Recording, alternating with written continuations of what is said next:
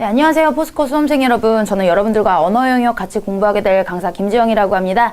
자, 이 언어 영역 파트는요, 크게 세 가지 부분으로 나뉘어집니다. 첫 번째는 언어 2의 추론 파트인데요. 지문이 굉장히 길어요. 그래서 이 주어진 지문을 읽고 해당되는 문제를 풀어나가는 그런 문제고요. 두 번째는 문장이나 문단을 배열하는, 순서에 맞게 배열하는 그런 문제들입니다. 그리고 세 번째는 빈칸에 들어갈 내용이나 단어를 추론해내는 문제인데요. 자, 먼저 첫 번째 언어 2의 추론 문제부터 같이 공부해 나가도록 하겠습니다.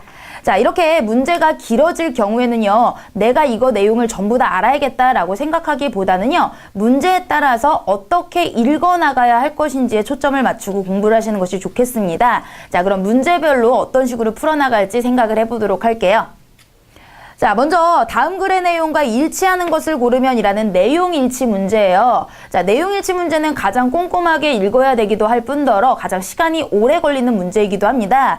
자, 이럴 경우에는요, 우리 전체적으로 지문을 읽고 선다 1번부터 4번까지를 읽고 다시 있는지 없는지 확인하는 이런 과정을 거치는 것보다요, 먼저 1번부터 4번까지 선다에서 나오는 핵심적인 단어들, 키워드를 기록을 해놓으시고, 체크를 해놓으시고, 이 부분이 읽다가 나오면은, 이게 1번이었지 2번이었지 하면서 확인하면서 바로 한 번에 읽어 나가시면 훨씬 더 시간 축약할 수 있는 팁이 되겠습니다. 자, 그럼 이런 식으로 한번 문제 풀어보도록 할게요. 자, 1번부터 5번까지네요. 1번부터 5번까지를 한번 보도록 하겠습니다. 먼저 보기 1번의 키워드 체크를 해볼게요. 현대예술은 인간 소외 이외의 다른 사회 문제에 대해서는 무관심하다는 이유로 비판을 받는다. 자, 현대예술이 무관심하다라는 비판을 받는데요. 그래서 비판의 이유겠죠. 현대예술의 비판 이유. 자, 두 번째, 현대예술은 자신의 사회적 역할을 명확히 인식하지만 이로부터 예술의 기초를 세우지는 못한다. 현대예술이 사회적 역할을 인식하고요. 예술의 기초는 못 세운대요. 자, 세 번째, 현대예술은 특정한 이데올로기에 참여하는 인간이라야 스스로 병적인 상태를 극복할 수 있다고 본다. 자, 세 번째 키워드는 이데올로기에 참여하는 인간이라는 거죠. 자, 네 번째 키워드는요, 현대예술은 인간이 무엇인가를 탐색하는 존재라고 보며 혼란스러운 자유를 선택한다. 자, 현대예술의 혼란스러운 자유 찾으면 되겠고요. 자, 5번에 현대예술은 건강하고 정상적인 사회 상태가 무엇인지 올바르게 인식하고 있다. 바로 올바른 인식에 대한 겁니다. 자, 그러면 일치하는 거 골라야 되는 거니까요. 한번 읽어보도록 할게요. 현대예술의 병적인 상태를 비판하는 사람들은, 자, 비판 얘기 처음부터 나왔죠. 현대예술가들이 사회 진보에 봉사하기보다 자신들만의 내적 현실을 응시하고 있다고 지적한다. 이게 바로 비판의 이유죠. 그러니까 1번의 비판의 이유는 무관심하다 때문이 아니라 내적 현실만 바라보는 게 문제이다 라고 이야기하는 거니까, 자, 1번 틀렸습니다. 자, 그들은 그 이유를 부르주아 사회에서 야기된 인간 소외를 현대예술가들이 인정하기 꺼려하는 데서 찾는다. 그들은 현대예술가들이 부르주아 사회에 의한 현실로 규정되는 상황을 거부하는 것은 정당하지만 그것이 인간 소외라는 사회 현실에 대한 적절한 대응은 될 수 없다고 비판한다. 결국 현대예술가들은 사회 현실을 저버리고 건강하고 정상적인 사회에 대한 기대조차 갖지 못한 채 오히려 비정상 상태를 예술 척도로 삼고 있다는 것이다. 자, 이거 사회 현실을 저버리고 예술의 기초 이런 얘기 2번에 있었죠? 자, 2번에 보기에는 사회적 역할을 명확히 인식한다라고 했습니다. 하지만 여기에 따르면 사회 현실을 저버렸다라고 얘기했죠? 자, 2번 역시 틀렸네요. 자, 2단락 넘어갈게요. 현대예술에 대한 이러한 비판은 현대예술가들이 건강하고 정상적인 사회 상태가 무엇인지를 올바르게 인식하고 있다는 점이 인정되는 경우에 한해서만 의미를 지닌다. 그런 경우 우리는 현대예술가들에게 건강하고 정상적인 사회로 나아가는 데 공헌할 수 있도록 그들 예술의 기초를 세우라고 요구할 수 있다. 그런데 건강하고 정상적인 사회 상태를 아무런 의문 없이 여지없이 제시할 수 있을까? 그럴 수 있다면 역설적이게도 그것은 현대예술을 부정하는 것이 된다. 자, 그러니까 역설적이게도 현대예술을 부정하는 것이라면은 현대예술이라고 하는 거는 이런 건강하고 정상적인 상태를 반영할 수 없다라는 거겠죠? 자, 5번에 건강하고 정상적인 상태 5번에 나왔습니다. 올바르게 인식하고 있는 것이 아니라 이렇다면 현대예술이 부정되는 거니까 이거를 부정해야 되는 거겠네요. 5번도 틀렸어요. 자, 왜냐하면 현대예술에서 인간이란 늘 자기 자신을 포함하여 무엇인가를 탐색하는 존재이기 때문이다. 현대예술은 기본적으로 인간이 무엇인가를 분명히 확신하는 존재가 아니라 자신의 존재부터 사회적 역할에 이르기까지 혼돈을 느끼는 존재라고 전제한다. 이런 점에서 현대예술은 특정한 이데올로기를 분명하게 제안하거나 그것에 적극적으로 참여하기 어렵다. 자, 요거 특정 이데올로기에 참여한다 이게 3번에 있었죠. 자, 참여할 수 없는 거죠. 그러니까 3번도 틀렸네요. 자, 남은 거 4번 한번 확인해 보도록 할게요. 자, 마지막 단락입니다. 그러나 바로 이런 인간에 대한 전제가 자유를 위한 여지를 남겨준다. 만약 인간에게 의심할 바 없는 어떤 의무와 역할이 주어져 있다고 주장된다면 인간의 자유는 축소될 가능성이 높다. 반면 인간이 근본적으로 자신을 탐색해 나가는 존재라면 명확한 답을 가지고 있는 인간은 더 이상의 물음을 필요로 하지 않는다라는 논리를 내세워 인간의 탐색 자체를 축소시키는 모든 기획은 거부될 수 있다. 이런 맥락에서 현대예술은 명확해 보이는 하나의 답을 인정함으로써 보장받을 수 있는 안전을 거부하고 기꺼이 병적인 상태가 보여주는 혼란스러운 자유를 선택한 것이다. 자, 이게 바로 네 번째죠. 혼란스러운 자유를 선택한다라는 키워드와 부합하는 내용이네요. 자, 그래서 우리 답 4번 찾았습니다. 자, 다음 문제도 내용 일치하지 않는 문제입니다. 자, 같은 내용 일치 문제니까 1번부터 보도록 할게요. 예방접종은 질병을 실제로 경험하지 않고도 항체 자극을 자극하게 한다. 자, 예방접종이에요. 경험하지 않아도 항체 생성이 돼요. 자, 이번에 수동적 현상처럼 보이는 발열 증상은 회복에 도움을 주는 행위이다. 자, 발열 증상이었고요. 3번에 겸상적혈구 유동자는 적혈구 모양을 도넛 모양으로 변화시켜 말라리아로부터 저항성을 가지게 한다. 자, 겸상적혈구 유전자가 말라리아로부터 저항성을 가지게 한대요. 자, 네 번째, 병원체의 항원이 바뀌면 병에 걸릴 수 있다. 항원이 바뀌면. 5번에 인간의 면역성에 굴하지 않고 구조를 바꾸어 우리가 인식하지 못하도록 하는 병원체도 있다. 자, 우리가 인식하지 못하는 병원체 이야기입니다. 자, 그럼 한번 질문 볼게요. 감염에 대한 일반적인 반응은 열을 내는 것이다. 우리는 발열을 흔한 질병의 증상이라고만 생각한다. 아무런 기능 없이 불가피하게 일어나는 수동적인 현상처럼 여긴다. 그러나 체온은 유전적으로 조절되는 것이며 아무렇게나 변하지 않는다. 병원체 중에는 우리 몸보다 열에 더 예민한 것이 있어서 체온을 높이면 그런 병원체가 먼저 죽기 때문에 능동적인 행위, 바로 2번에 대한 내용이 요 1단락 마지막에 확인됐습니다. 또 다른 반응은 면역체계를 가동시키는 것이다. 백혈구를 비롯한 우리 세포들은 외부에서 침입한 병원체를 능동적으로 찾아내 죽인다. 우리 몸은 침입한 병원체에 대항하는 항체를 형성하여 일단 치유된 뒤에는 다시 감염될 위협이 적어진다. 인플루엔자나 보통 감기 따위의 질병에 대한 우리의 저항력은 완전한 것이 아니어서 결국 다시 그 병에 걸릴 수도 있다. 어떤 질병에 대해서는 한 번의 감염으로 자극을 받아 생긴 항체가 평생 면역성을 준다. 이것이 바로 예방접종의 원리이다. 죽은 병원체를 접종함으로써 경험하지 않고 항체 생성을 자극하는 것이다. 자, 이거 바로 예방접종의 원리 첫 번째 1번에 있었습니다. 일부 영리한 병원체들은 인간의 면역성에 굴복하지 않고요. 항체가 인식하는 병원체의 분자군조, 즉 항원을 바꾸어 알아보지 못하게 한다. 자, 이거 5번에 있었죠. 이런 병원체. 가령 인플루엔자는 항원을 변화시키기 때문에 이전에 인플루엔자에 걸렸던 사람이라도 새로이 나타난 다른 균종으로부터는 안전할 수 없는 것이다. 자, 이 네 번째 바로 항원이 바뀌어서 또 걸릴 수 있다라는 네 번째 이야기가 여기서 유추 가능하고요. 자, 3번 남았네요. 겸상적혈구는 마지막 단락 아랫부분에 있습니다. 겸상적혈구 유전자를 들 수 있는데 적혈구의 모양을 정상적인 도넛에서 남 모양으로 바꾸어 빈혈을 일으키므로 생존에 불리함을 주지만 말라리아에 대해서는 저항력을 가지게 한다. 자, 이게 바로 3번에 대한 내용인데요. 이게 도넛 모양으로 변화시켜서 저항성을 가지게 하는 게 아니라 원래가 도넛 모양인데 난 모양으로 바꾸어서 빈혈을 일으켜서 불리하지만 말라리아에서는 저항성을 가지게 된다. 그래서 도넛 모양으로 얘가 변화시킨 게 아니라 원래가 도넛 모양이고 변형시킨 건 난 모양입니다. 자, 3번이 틀린 게 되겠습니다. 자, 이번에는 제시된 글의 논지를 강화할 수 있는 문장을 고르래요. 그러면 이 주어진 문장과 같은 주장을 하고 있는, 같은 맥락의 편에 들고 있는 것을 찾으시면 되는 겁니다. 자, 그러면 위에 제시된 글이 어떤 글인지 주장을 찾아야 되겠죠. 인간의 의식을 이해하려면 인간이 세계 속에서 세계에 반응하며 삶을 영위하는 방식을 살펴보아야 한다. 의식을 이해하려면 이처럼 뇌보다 더 큰 체계의 수준에서 고찰할 필요가 있다. 의식은 뇌 안에서만 생성되는 것이 아니라 우리가 주변의 세계와 역동적으로 상호작용하는 동안 만들어진다. 자, 그러니까 의식은 뇌가 아닌 그거보다 더 큰 사회작용, 그죠? 세계와의 상호작용에 의해 만들어졌다. 이 얘기를 하고 있는 거죠. 자, 즉 이런 거는 부연 설명이니까 넘어가고요.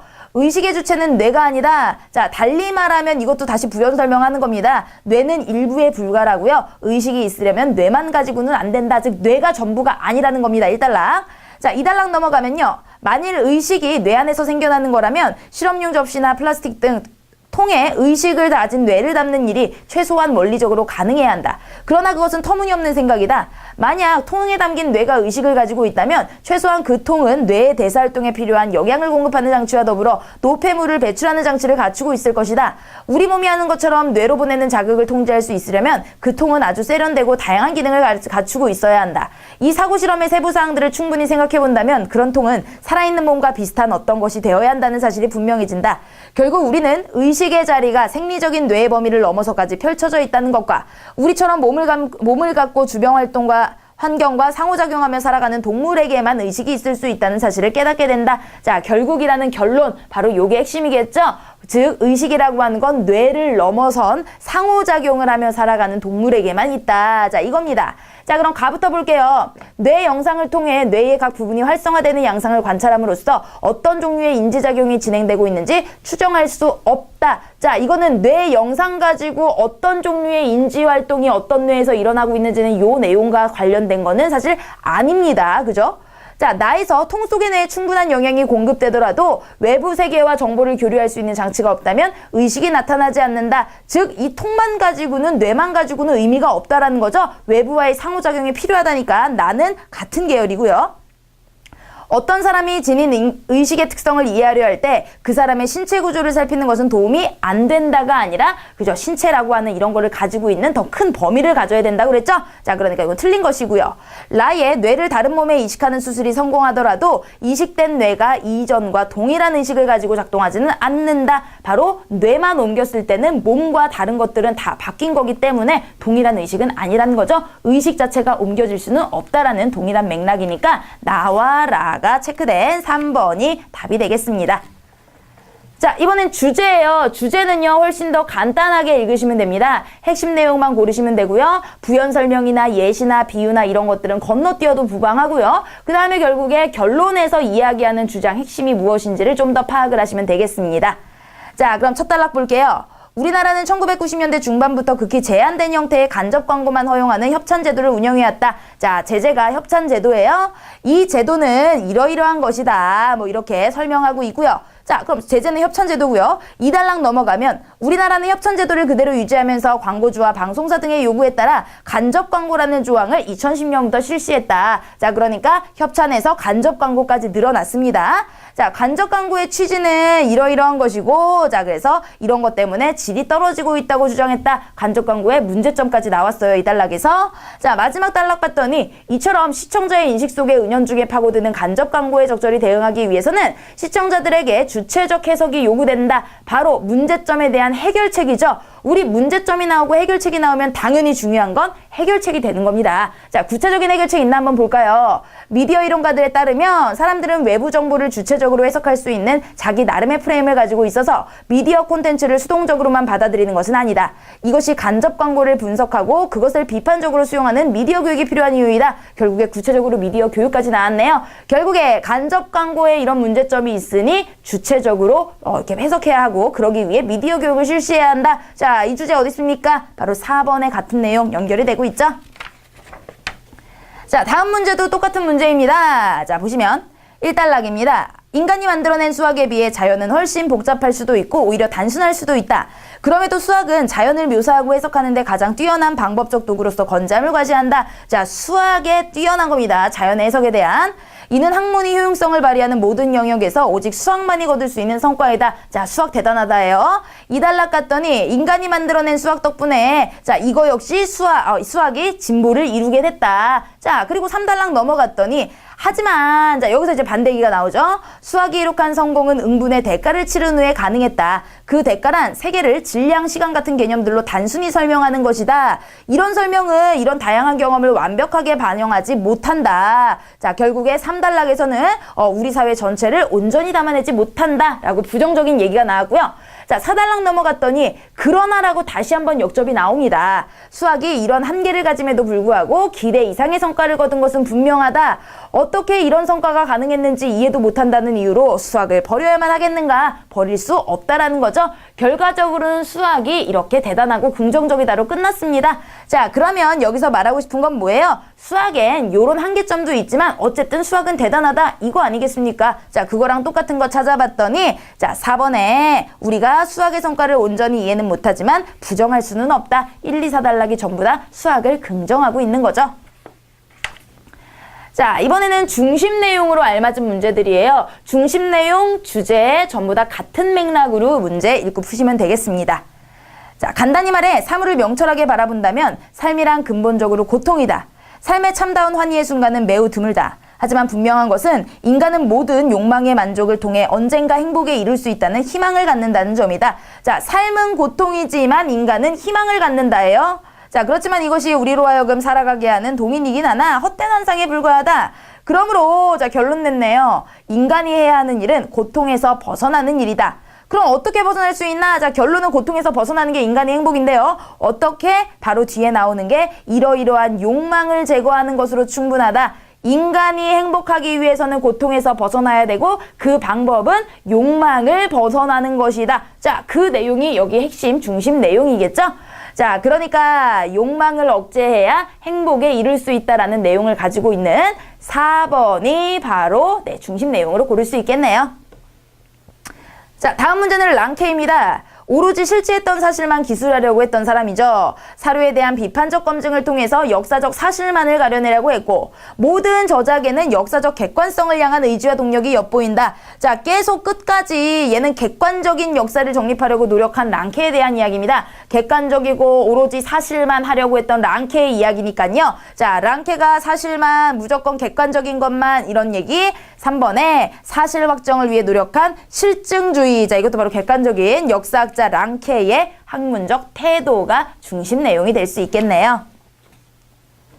자, 다음 문제 보겠습니다. 우리의 생각과 판단은 언어에 의해 결정되는가 아닌가? 경험에 의해 결정되는가?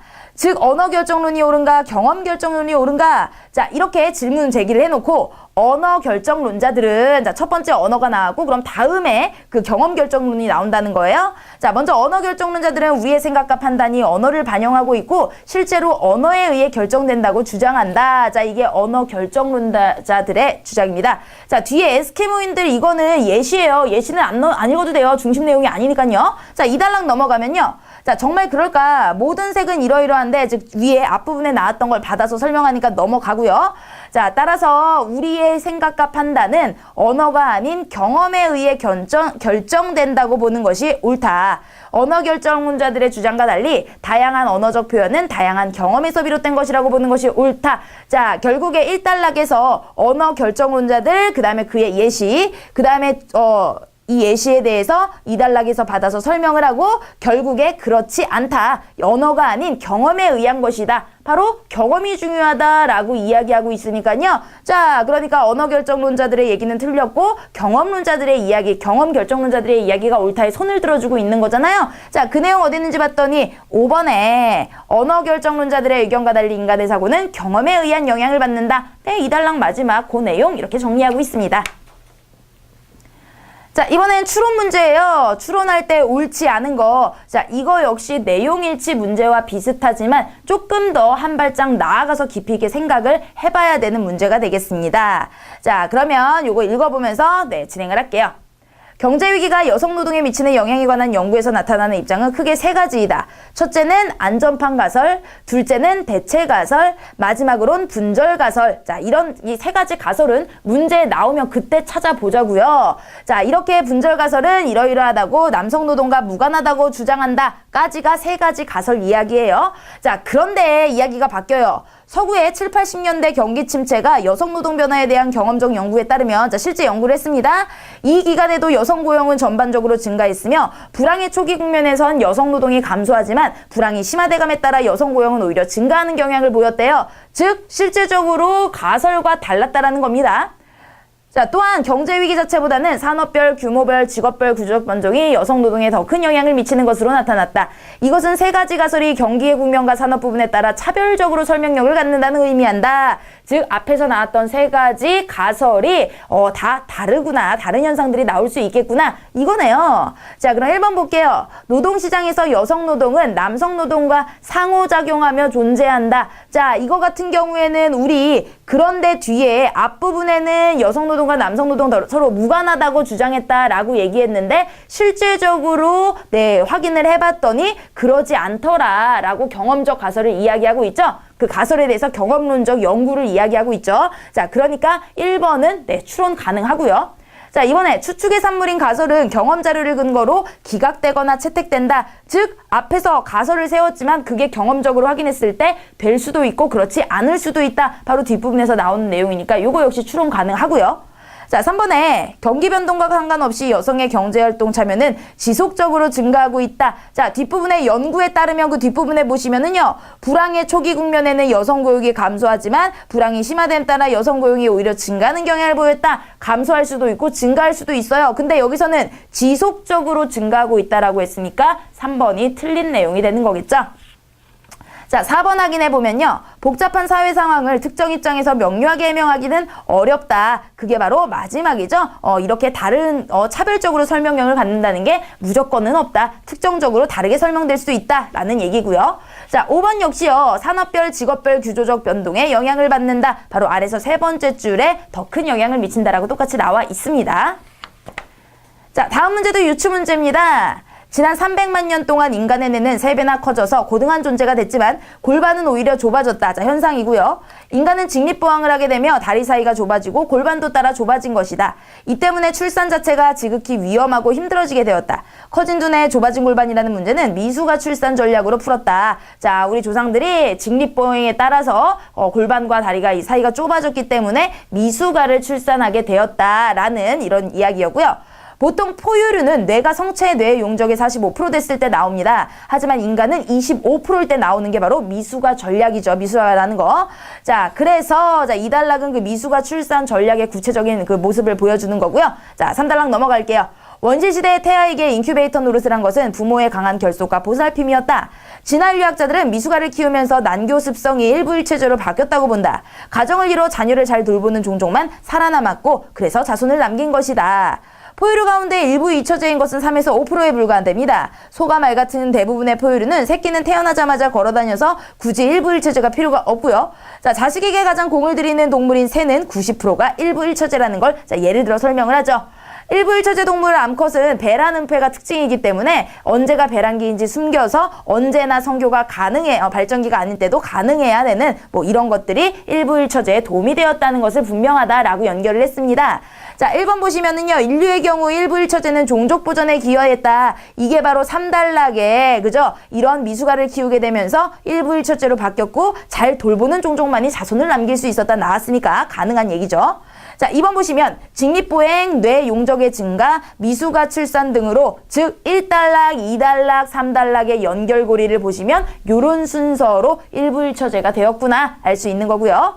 자, 3번에 인류의 뇌 용적이 크게 늘어난 것은 미수가 출산 전략과 일부 일처제의 정착으로부터 비롯되었다. 자, 요거는 인과의 순서가 바뀐 거죠. 일부 일처제 정착으로부터 뇌 용적이 크게 늘어나는 게 비롯된 게 아니라 거꾸로 뇌 용적이 늘어나고 미수가 출산 전략이 일어나면서 일부 일처제가 정착되었다. 순서가 바뀐 겁니다.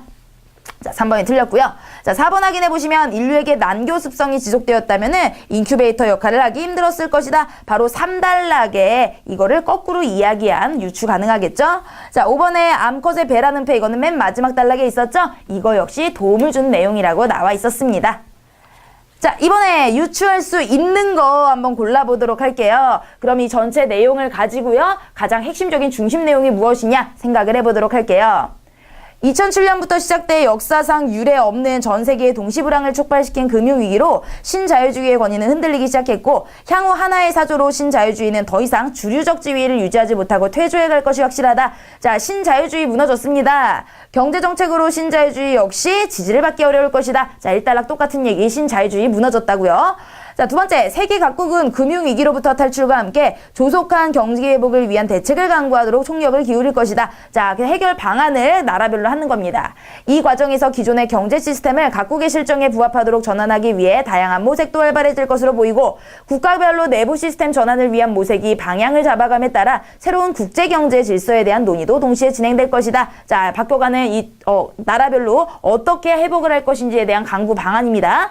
자, 3달러. 그렇다면 어떤 선택을 할 수 있을까입니다. 물론 보편적인 해법은 없다. 뭐 이런 여러 가지 변형된 신자유주의, 케인주주의 뭐 이런 다양한 이런 걸 가지고 생존을 위한 실험이 시작될 것이다. 예상했고요. 자, 네 번째. 우리나라는 어떻게 할 것인가? 해답은 고전적이나 기상천외한 이론에 있지 않다. 바로 새로운 모색은 현재 벌어지는 세계 금융 위기의 현실과 경기 침체가 고용 대란으로 이루어질 가능성을 보이고 있는 우리 현실에서 이루어져야 한다. 자, 이렇게 답을 찾았습니다. 자, 그럼 1번 볼게요. 금융위기 이후 국가별로 기존의 경제 시스템이 각국의 현재 실정에 맞게 전환될 것이다. 자, 이 전환될 것이다는요, 우리 2단락에 총력을 기울일 것이고 이렇게 대책을 강구할 것이다. 이렇게 됐는데요. 무조건 경제 시스템이 바뀔 것이다가 아니라 다양한 방법으로 해결책을 모색할 것이다입니다. 자, 이거 너무 멀리 갔거나 아니면은 단어 선택이 잘못된 거예요. 틀린 겁니다. 자, 이번에 2007년부터 시작된 전 세계 금융위기는 신자유주의 정책에서 비롯되었다. 자, 1단락에 뭐라고 그랬어요? 이런 신자유주의 때문에 이것이 전부 다 흔들리고 퇴조해 갈 것이라는 게 확정되었다. 바로 2번이 유추 가능한 거죠. 자, 3번 확인해 볼게요. 1929년 대공황 이후 경제 시스템의 전환을 위해 수많은 실험이 있었다. 자, 이건 3단락에서 이 이후에 이런 거 여러 가지가 있었는데 그리고 생존을 위한 실험이 시작될 것이다. 실제 실험이 있었다라는 게 아니라 이거는 비유적인 표현을 이야기하는 거죠. 그래서 생존을 위해서 다양한 것들을 우리가 해보게 될 것이다. 이런 내용입니다. 자, 네 번째, 고전적 문학이나 이론은 그동안 우리나라 경제 문제에 관한 해답을 주었다. 자, 마지막 단락의 두 번째 줄에 고전 문학이나 기상천외한 이론에 있지 않다라고 나와 있죠. 이거 완전히 틀린 거가 되겠고요. 5번에 전 세계를 통합하는 단일 경제 체제만이 그 유일한 방법이다. 자, 이런 것도 나와 있지 않습니다. 나라별로 전부 다 해결책을 모색해 나갈 것이다. 그게 바로 이 내용이었어요. 자, 다음 문제도 유추할 수 있는 거 골라보도록 할게요. 미국 사회에서 아시안 아메리칸 학생들은 모범적 소수인종으로, 즉 미국의 교육체계 속에서 뚜렷하게 성공한 소수인종의 전형으로 간주되었다. 그리고 그들은 성공적인 학교 생활을 통해 주류 사회에 동화되고 이것에 의해 사회적 삶에서 인종주의 영향을 약화시킨다는 주장으로 이어졌다. 자, 우리 이 동양인들, 아시안 아메리칸들이 모범적 소수인종으로 좋은 이미지를 주고 있네요. 하지만 자, 이게 사실이 아니라는 거죠. 아시안 아메리칸 학생들이 이러한 정형화된 이미지처럼 인종주의 장벽을 넘어 미국 사회의 구성원으로 참여하고 있는지는 의문이다. 그렇지 않다라는 겁니다. 미국 사회에서 아시안 아메리칸 학생들의 인종적 정체성은 다수자인 백인이 가진 장점이라고 생각하는 것과 소수자인 아시안이 가진 단점이라고 생각하는 것과의 관계 속에 구성된다. 그리고 이것은 그들에게 두 가지 모이지 않는 상처를 낳는다. 하나는 아시안 아메리칸 학생들의 인종적인 차이에 대한 그들의 불만을 해소하고 인종 차이에서 발생하는 차별을 피하기 위해 백인이 되기를 원하는 거. 그죠? 얘네들이 백인이 되기를 원하고요. 두 번째는 자신을 아시아계 사람으로 연상하지 않도록 전형적인 아시아의 모습으로부터 이탈시키는 거. 즉 얘네는요, 아시아인이라고 하는 정체성이 없어요. 오히려 그것을 거부하는 애들입니다. 자, 그렇기 때문에 모범적 소수인종으로서 아시안 아메리칸 학생은 백인에 가까운 또는 아시아인에게 먼 아메리칸이다. 즉 이미 정체성을 상실한 아이들이라는 거겠죠. 자, 그러면 1번부터 볼게요. 아시안 아메리칸 학생들의 성공은 일시적이고 허구적이다. 자, 이런 내용은 없었습니다. 자, 두 번째, 집단으로서 인종들은 사회에 한정된 배분을 놓고 갈등하고 있다. 자원 배분의 문제도 아니었고요. 자, 모범적 소수인종은 고유의 정체성을 외면하고 있다. 바로 이게 여기서 유추할 수 있는 대답이겠죠. 자, 네 번째, 다섯 번째는 주어 자체가 틀렸어요. 소수인종 얘기도 아니고 미국의 소수인종 이야기도 아닙니다. 자, 다음 문제도 이번엔 유추할 수 없는 거를 고르는 문제입니다. 뇌가 우리 생명에 의존하고 있는 수많은 신체 기능을 조율하기 위해서는 다양한 신체 기관을 매 순간 표상하는 지도가 필요하다. 뇌가 신체의 각 부분에서 어떤 일이 일어나는지 아는 것은 신체의 특정 기능을 작동시키고 조절하기 위해 필수적인 것이다. 그렇게 함으로써 뇌는 생명조정 기능을 적절하게 수행할 수 있다. 자, 나머지는 뭐 그런 이러이러한 것들을 발견할 수 있고, 자, 이 신경지도가 바로 느낌이라고 부르는 상태와 직접 연관을 맺는다. 바로 신경지도와 느낌을 1단락에서 제재로 가져와서 연결을 시키고 있습니다. 느낌은 어쩌면 생명을 관장하는 뇌의 핵심적 기능을 고려할 때 지극히 부수적인 것으로 생각될 수 있다. 더구나 신체 상태에 대한 신경지도가 없다면 느낌 역시 애초에 존재하지 않았을 것이다. 생명 조절의 기본적인 절차는 자동적이고 무의식적이기 때문에 의식적인 것으로 간주되는 느낌은 아예 불필요하다는 입장이 있다. 이 입장에서는 뇌가 의식적인 느낌의 도움 없이 신경지도를 통해 생명 현상을 조율하고 생리학적 과정을 실행할 수 있다고 말한다. 그 지도 내용이 의식적으로 드러날 필요가 없다는 것이다. 그러나 이러한 주장은 부분적으로만 옳다. 자, 다른 사람들의 반대편 입장을 이야기하면서 어떤 건 맞고 어떤 건 틀리다예요. 신체 상태를 표상하는 지도가 생명체 자신이 그런 지도의 존재를 의식하지 못하는 상태에서도 뇌의 생명관장 활동을 돕는다는 말은 어느 범위까지는 진실이다. 그러나 이러한 주장은 중요한 사실을 간과하고 있다. 이런 신경지도는 의식적 느낌 없이 단지 제한된 수준의 도움만을 뇌에 제공할 수 있는 것이다. 이런 지도들은 문제의 복잡성이 어느 정도 수준을 넘어서서 혼자 문제를 해결하지 못한다. 문제가 너무 복잡해져서 자동적 반응뿐 아니라 추론과 축적된 지식의 힘을 함께 빌어야 할 경우에 무의식 속의 지도는 뒤로 물러서고 느낌이 구원투수로 나선다. 결국에 이런 의식뿐 아니라 느낌까지 우리가 필요하다라는 얘기겠습니다. 자, 그럼 없는 거 고를게요. 추론할 수 없는 거. 1번에 생명조절 기능이 적절하게 사용되기 위해서는 뇌가 신체에서 어떤 일이 일어나는지 아는 것이 필수적이다. 자, 뇌와 생명조절 기능. 자, 이거는 1단락의 세 번째, 네 번째 줄에 있는 거였고요. 자, 이번에 신경지도는 그 존재를 생명체가 의식하지 못하여도 뇌의 생명관장 활동을 돕는다. 요거 2단락의 자, 세 번째 줄에 있죠? 자동적이고 무의식적인 거랍니다. 자, 3번에 신경지도에 의식적 느낌이 있다면 뇌에 제한 없는 수준의 도움을 제공할 수 있다. 자, 이거는요. 3단락의 세 번째, 네 번째 줄에 제한된 수준의 도움만 뇌에 제공할 수 있다는 것이다. 나와 있죠? 제한 없는 게 아니라 제한적인 수준밖에 안 된다라는 겁니다. 그렇기 때문에 우리가 뭐가 필요하다? 느낌이 필요하다라고 돼야 되는 거겠죠? 자, 4번 확인하시면 2번의 뒷부분에 있습니다. 그죠? 그래서 꼭 필요한 것만은 아니다. 부분적으로만 옳다 나온 거고요. 5번 같은 경우에는 마지막 단락의 뒷부분에 나와 있는 내용이겠죠?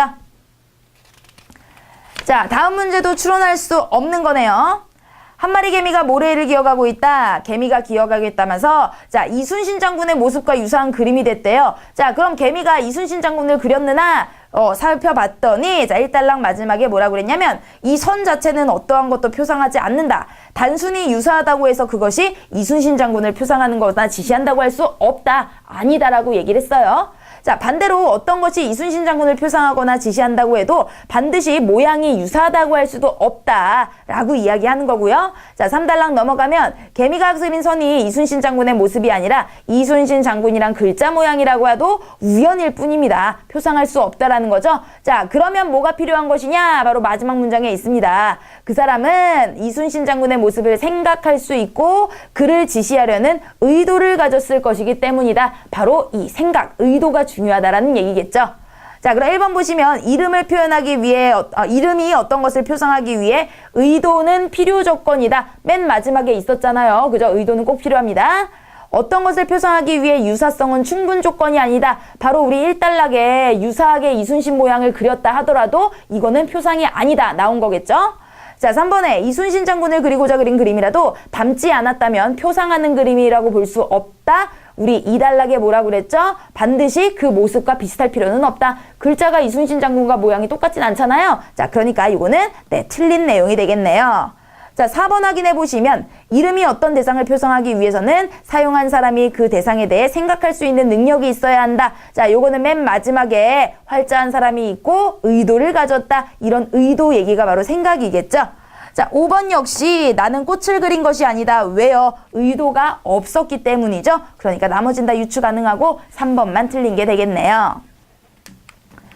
자, 다음 문제는 다음 글을 읽고 던질 수 있는 질문으로 적절하지 않은 겁니다. 이건 어떻게 보면요. 내용일치 문제이냐라는 거예요. 여기 나와 있는 거면은 딱히 질문할 게 없고요. 그 외에 여기에 한 발짝 더 나아가서 우리가 생각해 볼 수 있는 거, 그런 것들은 질문할 수 있는 거겠죠. 단 질문 역시 내용과 관련된 것이어야 합니다. 자, 그러면 한번 보도록 할게요. 실학 얘기네요. 실학을 과연 근대 정신이라 부를 수 있는 것인가? 현재와 동일한 생활 및 시대 형태를 가진 시대를 근대라 한다면 실학은 결코 근대의식도 근대의 정신도 아니다. 실학은 그 비판적인 입장에서 봉건사회의 본질을 해부하고 노동하지 않는 계급을 비방하였을 뿐 아니라 신분세습과 대토지 사유화를 부인하였다.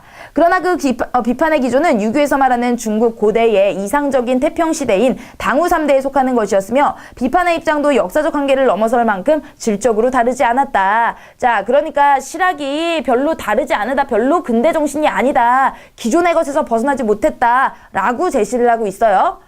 이에 반해 서양의 문예부흥은 고대 이랍에서 확립되었던 시민의 자유를 이상으로 하고 강제, 숙명, 신비, 인습 등의 봉건적 가치를 완전히 척결하였다. 이것은 실학과 좋은 대조를 이룬다. 자, 실학과 대조에서 서양은 다 바꿨습니다.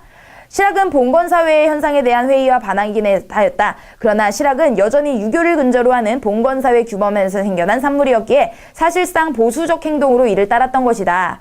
다만 실학은 이러한 정체된 봉건사회를 극복하고 근대라는 별개의 역사와의 접촉을 준비하는 한 시기의 사상이었다.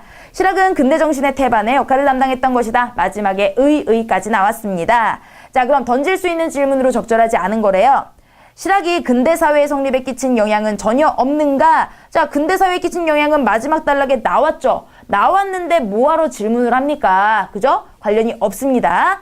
자, 다른 거 확인해 볼게요. 실학이 중국 고대 사상과 상통한다는 증거는 무엇인가? 바로 이거요. 1단락 중간에 고대의 이상적인 태평시대 당후 3대에 속한다고 나왔죠? 그러니까 이거에 대한 질문 제기할 수 있겠고요.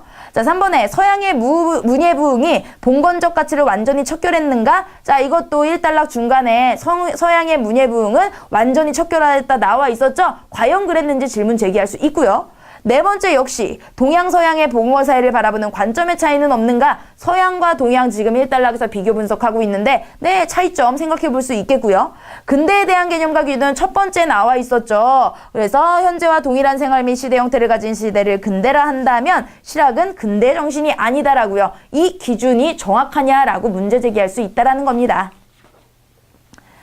자, 이번에는요, 이 글을 읽고 제기할 수 있는 비판으로 타당한 겁니다. 자, 타당하다라고 하는 거는요, 얘에 대해서 이런 것은 잘못됐어 라고 할 수 있는 비판이에요. 그럼 얘의 글을 먼저 알아야 되는 거겠죠? 자, 문제가 깁니다. 그래서 중심 문장만 빨리 봐서 우리 핵심 내용만 체크를 하는 그런 문제가 되겠어요. 자, 인류가 생존하기 위해 꼭 필요한 게 있다면 공기, 물과 음식이다. 자, 그래서 이거는 이거고 이건 구체적인 거니까 넘어가고요. 이 세 가지는 생존을 위한 필요 조건이고 이것이 충족되면 생존을 넘어 삶을 위한 조건, 즉 쾌적한 환경과 편리한 문명의 혜택 및 마음의 풍요를 위한 문화를 찾게 된다. 자, 생존을 넘어서 우리가 문화를 찾게 됐다. 자, 문화생활이 핵심입니다. 자, 18세기 말 영국에 시작된 산업혁명 이후 인류는 눈부신 문명 혜택을 누리게 되었다. 하지만 자, 산업화로 말미암아 이러이러한 오염을 문제를 초래하게 되었다. 급기야 런던 스모그 사건의 예까지 들어가면서 문제가 이렇게 있었다. 2단락은 전부 다 문제의 예시예요. 자, 3단락 넘어가면 미생물 실험실에서 할 때 어느 정도까지는 잘 자라다가 자, 갑자기 미생물 이야기 유출을 가지고 인류 이야기로 넘어갔죠. 자, 인류도 마찬가지이다. 이거를 그대로 방치할 경우에 환경 문제는 오염으로 파괴로 치닫게 될 것이다. 다음 결과야 뻔하다. 즉 인류도 멸망할 것이다 입니다. 자, 넘어가서 20세기 후반에 와서요. 우리 측정기술 발달에 힘입어 이런 것들 파괴되고 있고 이런 게 밝혀지고 있고 상승할 것으로 예측되고 있고 자, 지금 미래에 대한 불안감을 조성을 했어요. 자, 마지막 단락에 이런 지구 환경에 대해서 리우에서 이런 환경적으로 건전하고 지속가능한 발달만이 인류가 나아갈 방향임을 천명하게 되었고요. 앞으로 이런 성장 위주의 개발 정책보다는 환경 보전과 조화를 이루는 개발, 환경적으로 건전하고 지속가능한 발달의 실현이 추구해야 할 과제이다. 이 마지막이 주장입니다. 그러면 얘 주장은 뭐예요? 우리 지속가능한 환경과 같이 나아갈 수 있는 이런 개발을 하자인데요. 요거를 비판하랍니다. 과연 우리가 이렇게 지속가능한 개발이라고 하는 자체가 있을 수가 있을까? 이게 바로 요거에 대한 비판이 가능하겠죠? 자, 그런 내용 찾아보면은 1번에 환경보전과 개발이 어떻게 같이 가냐? 환경을 보전하는 개발이 어떻게 가능하냐? 지속가능 개발의 허구성을 비판을 해야 되는 겁니다. 바로 1번 고르시면 되겠네요. 자, 이번엔 필자의 견해와 일치하지 않은 내용일치 문제입니다. 자, 이런 경우에 우리 키워드를 먼저 보기 1번부터 5번 중에 키워드를 보고 거꾸로 문제를 찾아가도록 할게요. 1번 갔더니 제사를 받드는 법은 중요하다. 2번에는 윤행은 예제에 어긋나니까 고치도록 해야 한다고요. 3번은 정성과 공경함이 제일 우선이다. 네 번째는 재산 분배할 때 봉양과 제사고요. 5번에 예제에 어긋난 윤행은 꼭 따를 필요가 없다. 요 정도 키워드입니다. 자, 그럼 읽어볼게요. 예부터 종가에서 제사를 받드는 법은 중요함을 인식하여 예제를 다는 글이 소상히 적혀 있었다. 자, 중요하다라는 얘기 제사 받드는 법 1번에 있는 내용 확인됐고요. 특히 제사를 종가에서만 지내고 여러 자손에게 윤행시키지 않도록 돼 있는데 어찌된 일인지 우리나라에서는 종가의 법이 제대로 지켜지지 않은 지 오래되어 제사를 여러 자식들에게 윤행시켜 사대부 양반가의 집에서 모두 관례가 되었으니 이를 바꿀 수는 없다. 자, 이번에 뭐라고 그랬습니까? 고치도록 해야 한다가 아니라 이미 이렇게 바뀌어버렸으니 어쩔 수 없다, 고칠 수 없다 라고 나와버렸어요. 2번이 벌써 틀린 거겠죠? 자, 그러면 틀린 거 확인하고 나머지 확인해드리면요. 자, 2단락에요. 세상에 양반집에서는 일을 가볍게 보고 사위집에 제사를 윤행시키는 경우도 많고 일찍이 사위와 외손을 보건대 핑계를 대고 제사를 지내지 않고 거르는 경우가 많다. 얘도 정성과 공경함이 들어가 있지 않으면 오히려 지내지 않는 게 낫다. 이게 바로 3번에 대한 이야기고요. 자, 3단락 넘어가서 마지막 줄 봤더니 죽은 후에 제사를 지내지 않게 되니 어찌 재산인 토지와 노비를 아들과 똑같이 줄 수 있겠는가? 자, 아들과 딸 사이의 차별 얘기 4번에 대한 이야기였죠. 그러니까 아들과 딸 똑같을 수 없다. 왜? 부모를 봉양하고 죽어서 제사도 안 지내니까요, 딸은. 자, 마지막 단락 마지막 줄에 5번 이야기가 있습니다. 그 뜻을 헤아린다면 잘한 조처임을 알 수 있을 것이니 누가 일반 관리해달라 안 된다고 하겠는가? 자, 그러니까 가능하다라는 이야기겠죠. 자, 다음 문제는 결론입니다. 그러니까 우리가 이거를 읽고요. 한마디를 더 결론적으로 정리해 붙이면 되는 겁니다. 자, 어떤 시점에 당신만이 느끼는 감각을 W라는 용어의 의미로 삼는다고 해보자. 그 이유는 당신은 그 감각을 느끼면 W라고 불리는 감각이 나타났다고 말할 것이다. 그렇지만 그 경우 당신이 그 용어를 올바로 사용했는지 그렇지 않은지 어떻게 결정할 수 있겠는가? 만에 하나 첫 번째 감각을 잘못 기억할 수도 있는 것이고 실제로 단지 이런 건데 잘못 유사할 수 있는 것으로 착각할 수도 있다. 더구나 그것이 착각인지 아닌지 판단할 근거도 없다. 만약 W라는 용어의 의미가 당신만 느끼는 감각에 해당한다면 W라는 용어의 올바른 사용과 잘못된 사용을 구분할 방법은 어디에도 없게 되는 것이다. 즉 당신만 느끼는 W라는 감각의 의미는 없다가 되는 겁니다. 자, 이거 결론 나온 거 뭘까요? 혼자 느끼는 감각에 대한 용어는 무의미하다. 너 혼자 느끼는 감각은 다른 사람에겐 무의미하다. 바로 4번의 결론이 나올 수 있겠네요. 자, 다음은 내용일치 문제입니다. 아래 우리 선다에서 키워드를 보고 문제 거꾸로 올라가 보도록 할게요. 자, 1번 보시면 훈민정음 창제로 언문일치의 실현이고요. 2번은 한문의 지위에 영향을 주지 못했다. 특수한 경우에만 사용됐다는 거. 자, 세 번째는 세계 여러 나라의 문자와 가정은 다 비슷하다. 네 번째는 창제 이전엔 국어 표기할 수 없었다. 5번에 세종 만들기 전에는 이 국어의 문자를 위한 행적이 따로 없었다. 그러니까 세종이 처음이라는 거죠. 자, 그럼 한번 질문 볼게요. 훈민정음 창제는 국어의 전면적 문자화라는 오랜 민족적 소망을 달성한 것이었다. 이 소망이 한자와는 본질적으로 다른 음소적 문자체계로 실현된 것은 하나의 역사적 필연이었다고 할 수 있다. 이로써 입으로 말하는 국어를 그대로 만족스럽게 적을 수 있는 길이 열리게 된 것이다. 자, 이게 바로 1번 언문일치가 되는 거겠죠.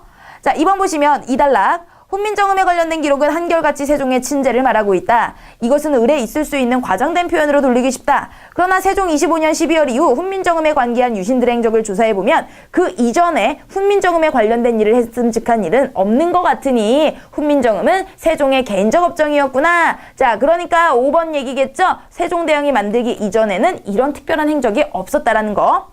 자, 3단락 넘어가면 훈민정음의 가장 두드러진 특징은 독창성과 과학성이다. 세계 여러 나라의 자국어 문자하려는 거죠. 세 번째 문제 보기에 있었죠.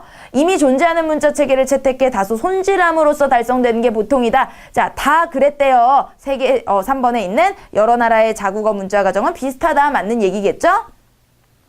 자, 그래서 다음 단락 넘어가면 훈민정음이 창제되긴 했으나 이미 굳어져 있는 한문의 지위는 흔들리지 않았다. 요거 2번에 있었던 것이고, 자, 네 번째 줄에 특수한 경우에만 이것을 사용하였다. 바로 두 번째 보기에 전부 다 해당이 되네요. 자, 그럼 4번 얘기는 나오지 않았으니까 우리 내용 일치하지 않는 것으로 체크할 수 있는 거가 되겠습니다. 자, 다음은 서술 방식입니다. 서술 방식은요, 이 아래서 나온 어떤 식으로 글이 쓰여져 있는지 그 부분만 찾으면 돼요. 자, 1번부터 보시면요, 서리법, 즉 질문 형태 나와 있는지 찾아보면 되고요. 두 번째는 열거법, 나열한 거 찾으면 되고요. 인용은 따옴표를 가지고 다른 사람의 말이나 어떤 연구 내용을 따온 겁니다. 자, 그 다음에 비교는 서로 비슷한 점. 구체적인 묘사로, 자, 묘사라고 하는 건 어떤 것들을 그림을 그리듯이 자세히 설명하는 거겠죠? 자, 봤더니 쓱 봐도 질문을 하고 있는 서리법 등장 안 했고요. 자, 열거법 3단락에 따옴표로 해서 쭉 나열한 거 보이죠? 그러면 열거법 이런 거는 금방 찾을 수 있는 겁니다. 자, 체크하고 넘어갈게요. 자, 이번에는 문제가 2개가 연결이 됐습니다. 자, 지문이 깁니다. 자, 먼저 첫 번째 문제는요. 보기 진술에서 논박되고 있는 취미론자의 주장이에요. 그럼 보기를 읽고 풀어야 되고요. 자, 다음 문제는 취미론자와 미적 태도론자가 공통적으로 받아들이고 있는 생각. 그러면 본론 내용에서 취미론자 이야기, 미적 태도론적 이야기 이 2가지 내용을 확인을 하면 된다라는 겁니다. 자, 그러면 우리 첫 번째 연결된 보기를 보도록 할게요. 비례, 균형 등의 형식적 속성들은 본질적으로 수학적인 것이므로 우리가 가진 이성 능력이 그것들을 파악한다고 보는 것이 타당하다. 바로 여기서 얘기하는 건 뭡니까? 바로 비례, 균형 이런 미적인 것은 이성으로 파악한다. 자, 그러면 이 진술에 의해 논박되고 있는 걸 찾아야 되니까 이것과 반대되는 입장을 찾아야 되는 거죠? 자, 이게 바로 이성으로 파악이 가능하다, 아름다움이라고 하는 거는 이것과 반대되는 거, 이성으로 파악이 안 된다라는 얘기겠죠? 자, 이성으로 파악이 안 된다. 한번 골라볼까요? 주관적 즐거움만이 미적 즐거움이다. 자, 이건 주관적 상관없고요. 동시에 작용한다. 대상의 형식 속성은 필요 조건이다. 미적 판단의 보편성은 경험적 관찰과 일반화로 확보될 수 있다. 시각과 마찬가지로 취미도 대상의 속성에 직접 반응하는 감각이다. 바로 여기서 경험적이라고 이야기하는 거는 뭐 4번이라든지 5번이라고 하는지 이런 것들이 답이 될 확률이 높은 거예요. 경험적으로 판단 가능하다라는 내용입니다. 자, 그러면 한번 보도록 할게요. 18세기 초부터 약 한 세기 동안 영국의 경험주의 철학자들이 발전시킨 미의 이론인 취미론은 미를 객관적이고 형식적인 형질, 예를 들어 비례 같은 것으로 이해했던 전통적인 미론과는 근본적으로 다른 것이었다. 자, 그러니까 취미론은 객관적인 게 아니었습니다. 전통적인 것이 바로 객관적이고 비례나 우리가 눈으로 따지고 볼 수 있는 이런 게 전통적인 거였고요. 취미론 같은 경우에는 근본적으로 다른 거였어요. 취미론에 속하는 이론가들은 상이한 개념이나 취지로 다양한 주장들을 전개했지만 이것들로부터 다음과 같은 몇 가지 공통 요소들을 도출할 수 있다. 자, 먼저 취미론자들은 미의 감관의 존재, 즉 감각적인 성질로서의 미를 파악하는 감관이 취미가 존재함을 주장한다. 하지만 취미는 시각과 청각 같은 외적 감각이 아닌 내적인 감각이다. 맹인이 빛을 보지 못하듯 사람들 중엔 뛰어난 시각 능력을 지니고 있으면서도 자연 풍경이나 그림에서 아무런 즐거움을 얻지 못하거나 뛰어난 청각 능력이 있지만 음악에서 감흥을 느끼지 못하는 경우가 있다. 이들은 취미를 결여한 사람들이다. 이렇게 비록 대상을 지각하는 외적인 감각과 더불어 작동하더라도 취미는 외적 감각인 오감의 능력과는 구별되는 것이며 이러한 의미에서 내감 혹은 제6감이라고도 할 수 있다. 자, 이게 바로 뭡니까? 얘네들은 감각기관 중에서 취미는 다른 것이다. 감각과는 다른 것이다. 라는 이야기를 하고 있죠. 자, 한편 미가 취미에 의해 지각된 것이라면 취미론자들에게 미는 주관적인 것이 된다. 자, 바로 주관적이라는 단어 나왔고요. 취미론자의 한 사람 허치스는 미란 마음속에 일어난 하나의 관념이라고 주장했다. 이는 곧 미가 그것을 지각하는 마음과 어떤 관계도 없이 그 자체로 아름다움을 뜻하는 것이 아니라는 말이다.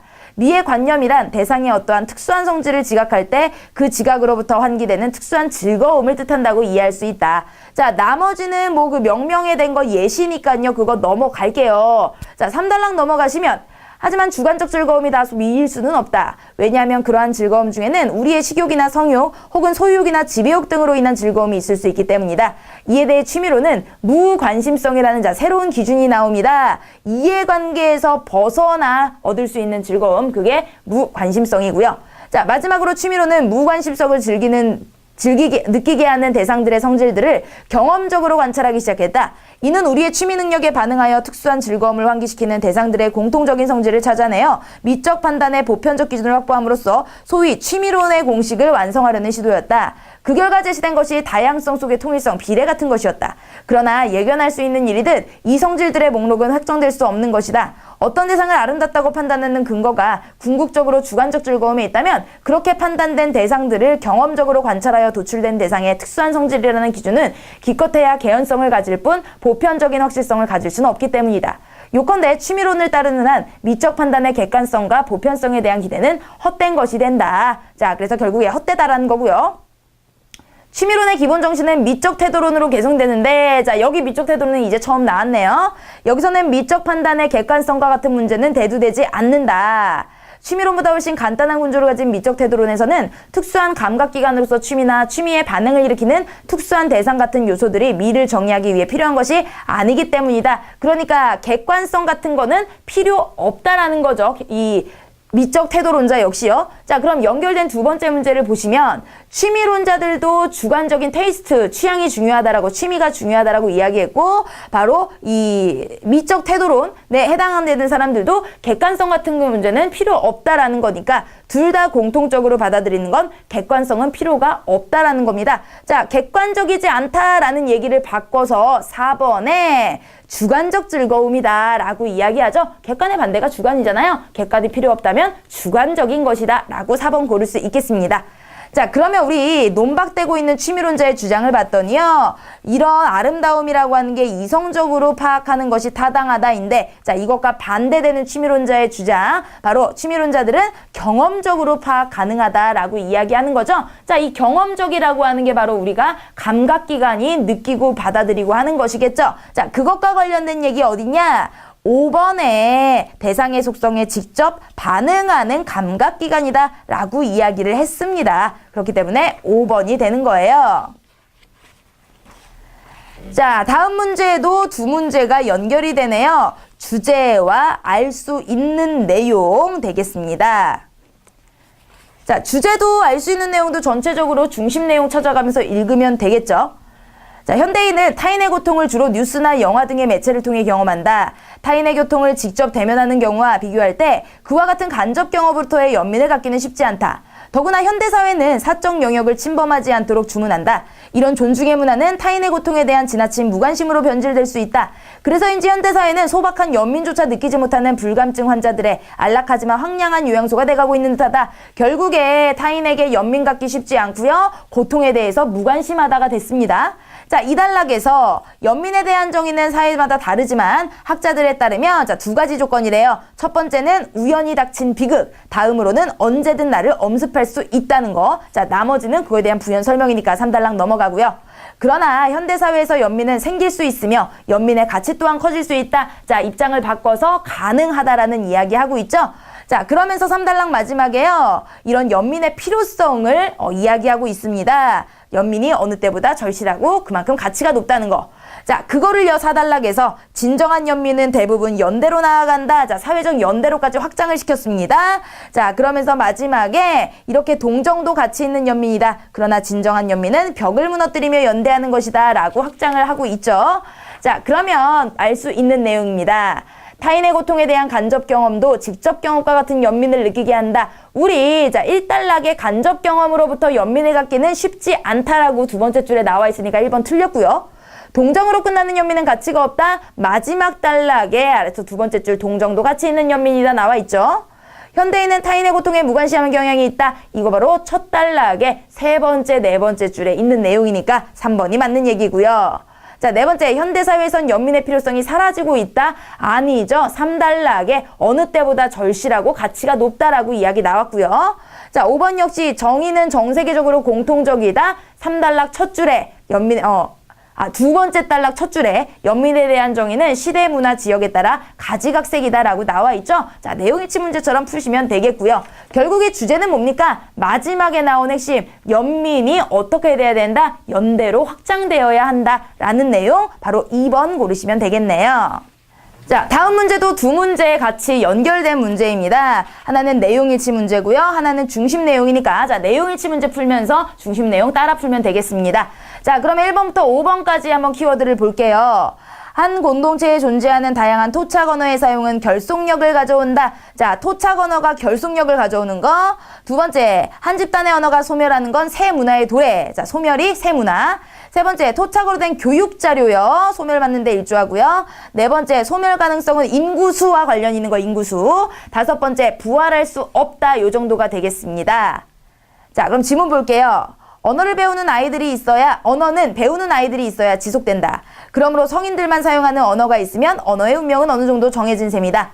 언어학자들은 이런 방식으로 추리하여 인류에 들이어진 비극에 대해 경고했습니다. 자, 이 다음에 블라블라 나온 거는 그 예시죠. 그죠? 퍼센테이지 이런 건 필요가 없습니다. 자, 그거에 대한 해석이 바로 마지막 줄이에요. 세계 언어 수의 90% 달하는 그 밖의 언어는 21세기가 끝나기 전에 소멸할지도 모른다. 자, 이게 바로 네 번째에 해당되는 거였죠. 언어의 소멸 가능성은 인구수와 관련이 없다? 아니에요. 사용 인구가 줄어들기 때문에 이렇게 90%가 소멸할지도 모른다 라고 우려하고 있습니다.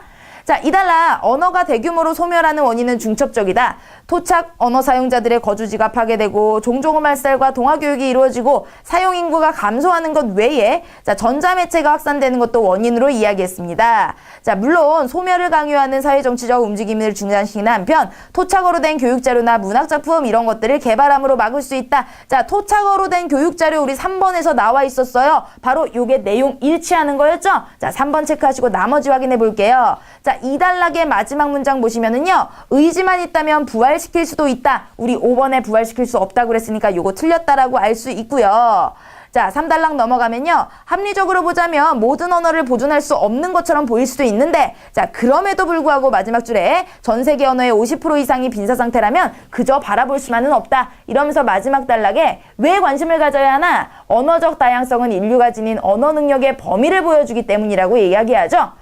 이 언어는 인간의 모든 걸 담고 있으므로 소멸하는 것은 또 이 귀중한 도서관 하나가 통째로 불타 없어지는 것과 비슷하다. 자, 그러니까 이번에 하는 새 문화가 도래하는 게 아니라 전체가 다 없어지는 것이다 라고 이야기하고 있는 2번도 틀렸네요. 그러니까 중심 내용 결국에 뭡니까? 이런 소멸해 가고 있으니까 우리가 이런 것들을 다시 되살려야 한다. 언어의 소멸을 막자라는 얘기겠죠? 자, 그것과 관련된 거 바로 3번에 소멸하고 있는 언어에 대한 관심을 촉구하고 있는 내용이 되겠습니다. 자, 다음은 제목을 찾는 거예요. 자, 제목 역시요. 전체 내용을 포괄할 수 있는 중심 문장, 결론 이야기를 가지고 제목화하면 되는 겁니다. 자, 1단락부터 볼게요. 우리나라 남해안 일대에는 중생대 백악기에 살았던 공룡 발자국 화석이 1만 개 이상 발견되었다. 이 화석들은 당시 한반도에 서식했던 공룡들의 특성을 밝히는 실마리를 제공한다. 자, 화석이 발견됐고요. 이 화석이 바로 이곳에 서식했던 공룡의 특성을 밝혔습니다. 우선 공룡 발자국 형태로부터 종류를 알아낸다. 그 알아내는 방법이고요. 다음으로 다음 단락 공룡 발자국 길이로부터 크기도 측정하고요.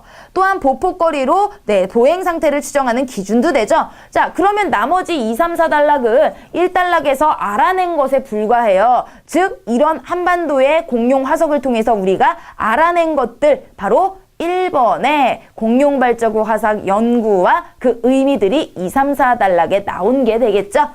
자, 이렇게 우리 긴 언어 이해 부분을 같이 풀어봤습니다. 자, 전체 내용을 읽고 푸셔도 정확하겠지만요. 우리는 문제에 따라서 어떤 식으로 읽어나가야 할지, 중심 내용만 파악해야 될지, 아니면 결론을 찾아야 할지, 꼼꼼하게 거꾸로 읽어나가야 할지, 뭐 이런 것들에 대해서 조금씩 팁을 가지시면서 공부를 해나가시면 좋겠습니다.